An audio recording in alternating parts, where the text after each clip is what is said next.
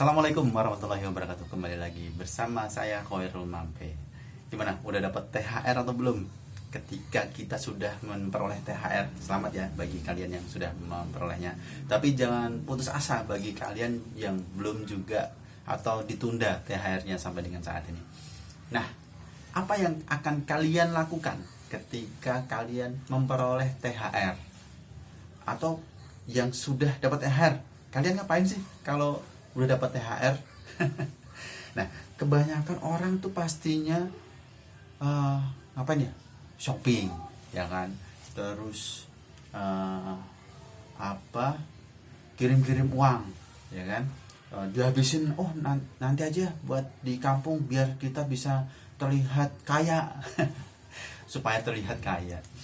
Nah, bagi kita atau yang sudah memperoleh THR atau bahkan yang belum tadi boleh ya, itu kita perlu mempertimbangkan untuk merencanakan apa? Ketika kita dapat uang atau dapat THR, kita perlu punya rencana apa yang akan kita lakukan ketika nanti dapat uang THR, atau apa yang kita akan lakukan ketika kita dapat uang THR. Alhamdulillah udah dapat THR. Nah, pertimbangan yang pertama, kita sedekah.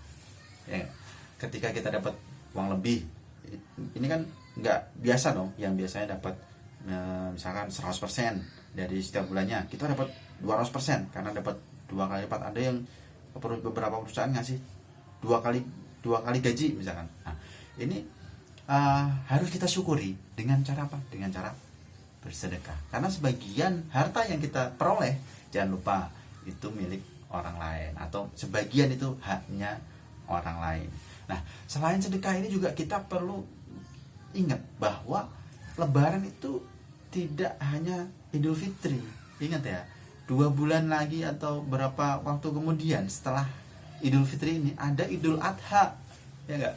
Yang perlu juga kita mempersiapkan, apakah kita mau motong sapi, apakah mau motong kambing, atau kita hanya menunggu menerima jatah atau menerima bagi-bagi dari para orang-orang yang berkurban. Nah, tentunya kita perlu evaluasi atau mempersiapkan itu juga. Jangan sampai kita habiskan uang kita ketika Lebaran Idul Fitri, tapi ketika Lebaran Idul Adha kita nggak, ya bahkan untuk kurban. Karena saking semangatnya Idul Fitri, biasanya ada beberapa orang yang sampai minus bahkan, ya enggak? Nah, jangan sampai minus lah ya kalau untuk masalah Lebaran Idul Fitri ini, jangan sampai minus. Yang kedua, kita pertimbangkan untuk investasi, ya enggak? Kalau kita memiliki uang lebih, jangan lupa pertimbangan untuk investasi. Investasi, memulai usaha, berbisnis, bagi hasil dengan orang lain, sehingga dengan bisnis ini, dengan investasi yang kita lakukan ini akan meningkatkan pendapatan kita di kemudian hari, yang secara rutin tentunya. Nah, ini jarang sekali dipikirkan oleh orang lain. Oke, yang ketiga, selain tadi sedekah, investasi, kita juga perlu memikirkan untuk bayar hutang. Ya, ini untuk sebagian atau orang-orang yang memiliki hutang ya, karena tidak mau kehidupan kita ada naik ada turun, dan kemungkinan kalau kita masih punya hutang, ya segeralah dilunasi hutang itu dengan gaji THR 13 ini. Kita selesaikan permasalahan hutang piutang kita, sehingga utang kita itu tidak menjadi penghambat rezeki kita di kemudian hari. Ini penting dan jarang sekali orang memikirkan itu. Yang ketiga, tadi udah beberapa ya, sedekah, investasi, bayar hutang. Keempat, nah yang keempat itu kita jangan lupa untuk menabung. Kita pastikan dulu dana darurat kita mencukupi untuk kegiatan-kegiatan atau kemungkinan kegiatan darurat atau kejadian darurat kita di masa yang akan datang. Ya, kita tentunya mengetahui berapa porsi yang tepat atau pas yang perlu kita sisihkan untuk dana darurat ini. Nah, setelah menabung, baru kita kemudian memikirkan untuk konsumsi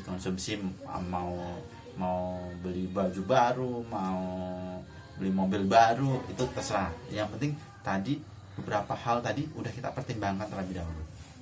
Nah, selain kita melakukan 4 hal tadi untuk dipertimbangkan, intinya itu ada 2. Yang pertama, kita perlu merencanakan, ya kan?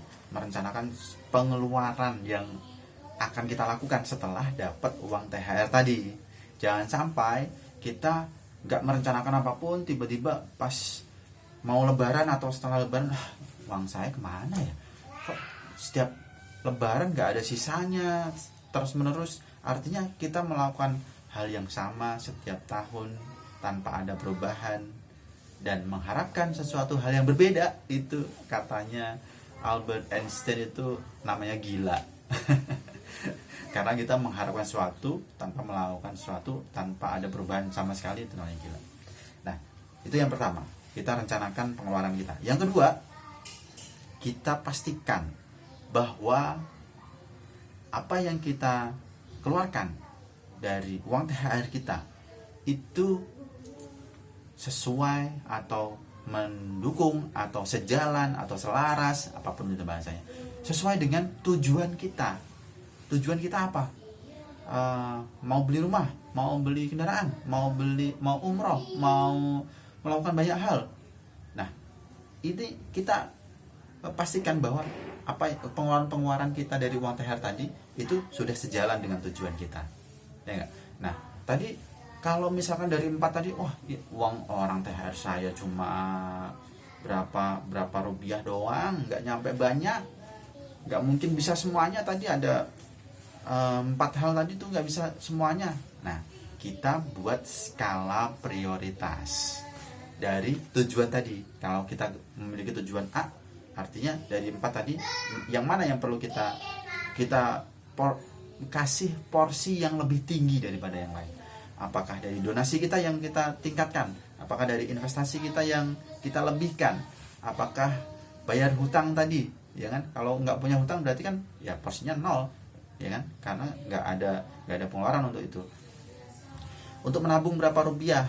Apakah porsinya menabung ini lebih tinggi daripada investasi? Karena nggak punya pikiran sama sekali, yaudahlah menabung aja.